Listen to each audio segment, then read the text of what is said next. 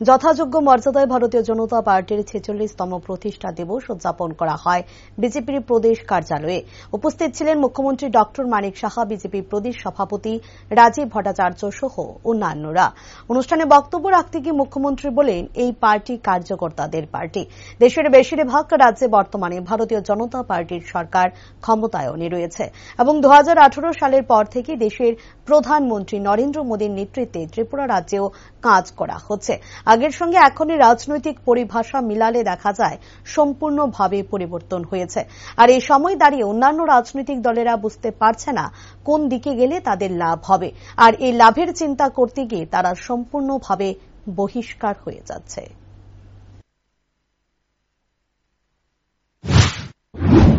এই party কার্যকর্তাদের party, আমরা সবসময় বলি কার্যকর্তাদের পার্টি।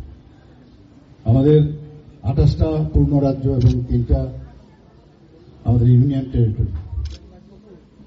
যদি আমরা এখন দেখি, আমাদের প্রায় সব রাজ্যে, কয়েকটা রাজ্য বাদ দিয়ে সব জায়গায় ভারতীয় জনতা পার্টির নেতৃত্বাধীন সরকার। সেই দিশায় আমাদের ত্রিপুরা তো ২০১৮তে মাননীয় প্রধানমন্ত্রীজির কারণে এবং এখন বর্তমানে যিনি আমাদের গৃহমন্ত্রীজি, তৎকালীন সময়ে উনি রাষ্ট্রীয় অধ্যক্ষ ছিলেন এবং বর্তমানে আমাদের যিনি রাষ্ট্র অধ্যক্ষ আছেন আমাদের ভারতীয় জনতা পার্টি, ওনার নেতৃত্বে যেভাবে আমাদের রাজ্যে এবং সমস্ত ভারতবর্ষে ভারতীয় জনতা পার্টির যে দিশা ও নির্দেশিকা ওনারা আমাদের দেখাচ্ছেন, সেই দিশায় আমরা কাজ করছি।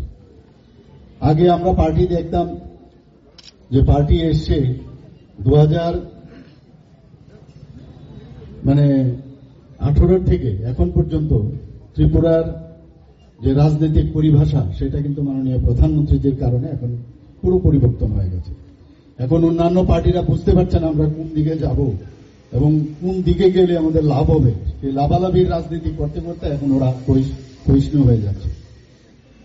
আমাদের যে ভারতীয় জনতা পার্টি এখন যেভাবে ঊর্ধ্বমুখী সব দিকে, সারা পৃথিবীর মধ্যে এখন সর্বশ্রেষ্ঠ পার্টি আমরা সবাই জানি এবং সংখ্যাধিক্যের দিকেও আমরা সব দিক দিয়ে আমরা অনেক বেশি। আমাদের সেই পার্টির একজন আমরা সৈনিক হিসাবে আমরা নিজেরা আজকে বলবো, মাননীয় প্রধানমন্ত্রীর যে নেতৃত্বাধীন যেভাবে ভারত সরকার চালাচ্ছেন, আমরাও সেই দিশায় কিন্তু